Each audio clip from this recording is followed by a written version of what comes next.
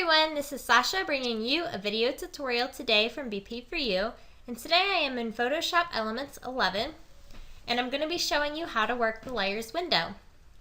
And so right now in my layers window, which is this whole window all the way over here, right now in my layers window I only have my background layer present.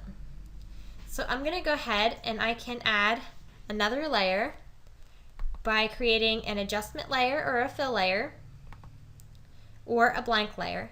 So let's go ahead and create a fill layer, which would be a solid color layer, and we'll make this a nice warming layer. Make it a little bit more orange. Click OK.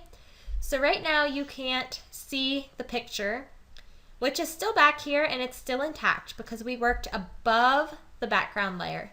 Currently the background layer and this fill layer are not the same layer. So we have our background layer here and we have the fill layer above it. And the reason why we want to work like this is because if we work directly on the background layer, we wouldn't be able to change this fill layer whatsoever. We wouldn't be able to reduce the opacity, we wouldn't be able to change the blending mode, and this is all stuff that we are going to learn how to do right now. So if I wanted to see some of my background layer, one of the options that I could do is I could reduce the opacity. And the opacity is how much or how little of this fill layer that I'm going to see. And so you can see as I start decreasing the opacity of this layer that my photo starts shining through. So if I put it down around 30%, you can see that here was our before and our after. And if you click on this little eyeball, it allows you to turn off and back on the layers. Now this is a little bit murky for my particular tastes. I like to do it another way. I like to change my blending mode.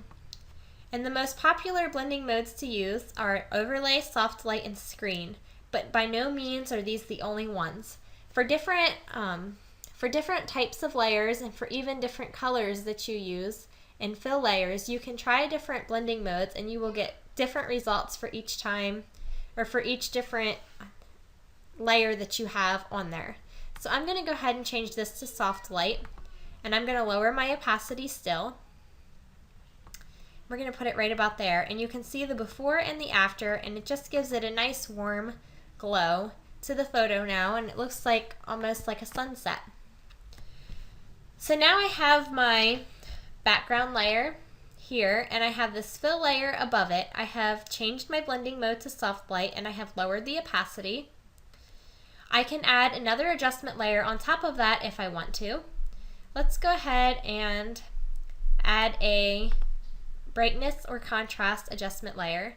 And so we can go ahead and we can add a little bit of contrast. Again, we can decide whether we like that or not by previewing it, by turning the layer off and back on. You can see that's a nice subtle change, but it adds a nice little something to our photo.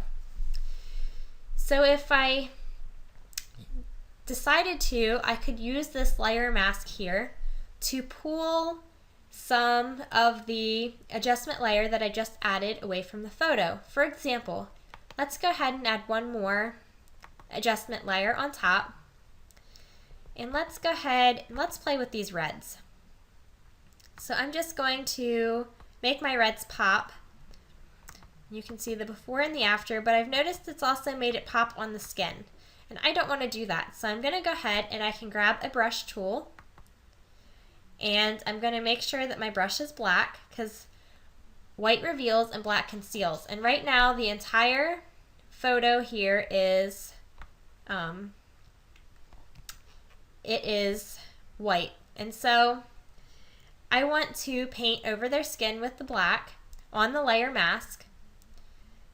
I'm going to make my brush a little smaller here, a little bigger. And then I can go ahead and I can start painting over their skin because I'm really just wanting her boots and her romper to pop. And maybe some of the red in the flags. I like it on the brim of her hat too and in their outfits. But I'm going to go ahead and pull that off of their skin because they had a nice healthy glow to their skin before.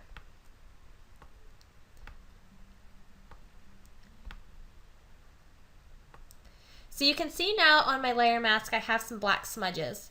Well, that is where I have painted it off of their skin. So now you can see when I turn this layer off and back on, their skin is no longer affected. And the reason for that is because I concealed that. Remember the saying, the white reveals and the black conceals. So everywhere I painted over this photo with the black, and it's painted on the layer mask, it has hidden this hue or saturation layer from my photo. So now I have got 3 layers in a background layer, and if I wanted to, I could go ahead and I could collapse these layers, and I'm going to press Control Shift and I'm going to click my background layer, and now I have all of these layers highlighted, and Control E is going to merge them all into my background.